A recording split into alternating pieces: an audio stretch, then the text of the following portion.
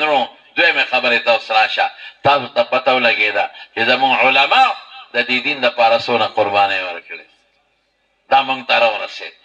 اوس تاسو په ذمن دا دوه ډیوټۍ دي. ګورئ، یو ډیوټي دا ده چې دا دین به مخلوق ته رسوئ.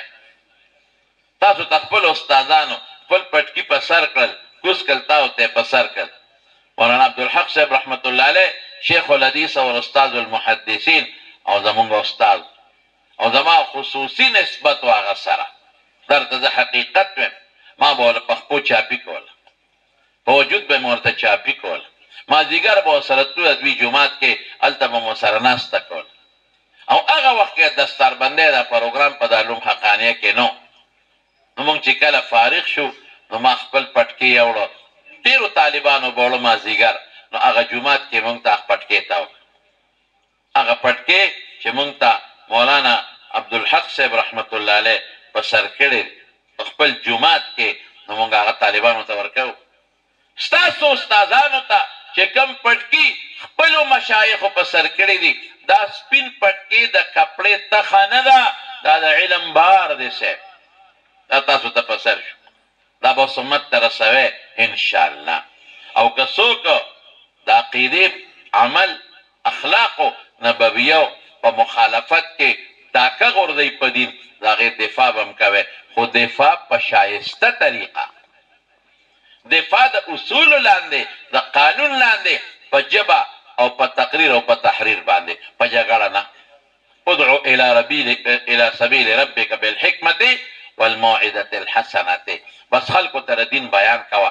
هیرونو یو مثال بدله درکمه. یو ډاکو راغی او د پیغمبر علیه السلام په ناموس او په جامه د ختم نبوت ډاکه وغورځېده. د هغې ډاکو دفاع په کومه طریقه وشوه؟ مفتي محمود صاحب رحمت الله علیه، مولانا غلام غوث هزاروي رحمه الله، او دارنګ ګڼ شمېر علما، او زمونږ استاد زمونږ شیخ د دارالعلوم حقانیې بانی مولانا عبدالحق صاحب رحمت الله علیه، الحمدلله دا سهره د هغوی په سر ده انشاءالله العزیز.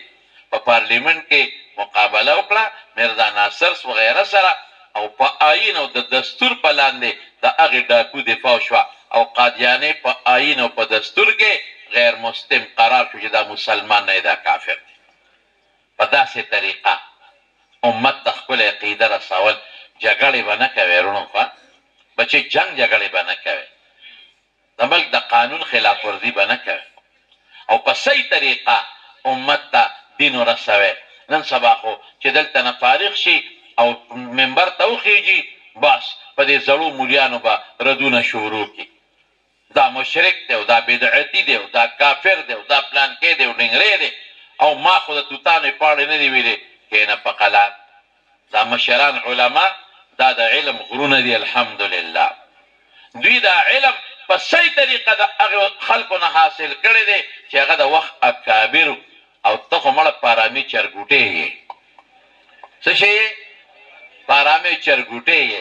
په ارام کښېنه، چړچقې مه وه، نه بانګ ویلی شي او نه ګیچی. په ارامي چرګوټې نه بانګ وی او نه ګیچی. پوه شوې پې؟ نو په قلار به کښېنې، مشرانو علماو پسې سپکې به نه وې، بد به نه وې، او دا فتوا بازي به نه کې. فتوا بازي وشرمېده او برباده شوه. هر سړی بس ممبر ته خېږي او نن سبا ځان ته ډبل میکونه لګولي دي صاحب، او په خپل بیټک کې ناست دی، او په سوشل میډیا پلانکی کافر او پلانکی منافق او پلانکی فاسق او پلانکی دا او پلانکی دا. غلی کښېنه په خپل کوټه کې دننه ناست دی او ډبل میکونه یې ځان ته لګولي دي، او میک اپ دې بیل کړی دی، میک اپ دې بیل کړی دی. پوه شوې پې؟ او ځان نه دې مهندسه بیله جوړه کړې ده، بس نورسې خولې نه مې ګډې وډې ودي، او لګیا یو بل پسې به لګیا. مولا هلکه خدای خاطر وکړې، علما په علماو پسې لګېدلي دي، دا حرام قطعي لږ دي. دا ښځې هلکان او جینکۍ په دې یونیورسټو په دې کالجونو کې دقسې ګډوډ په بینچونو ناست دي، په دې دوکانونو کې صیبه 2 نمبر څیزونو حرام خرڅېږي، د سود رواج دی. ستا په اسلام آباد غوندې ښار کې وره، اسلام آباد کې زمونږ د اسلامی جمهوری پاکستان دارالخلافه ده هغې کې ښځې روځي او چیلنج ورکوي او چاله چیلنج ورکوي ملا له نه ما له چیلنج نه راکوي شیخ الحدیث له نه ورکوي مفتی له نه ورکوي چاله چیلنج ورکوي وره څه وایي وی اے رسول سن لو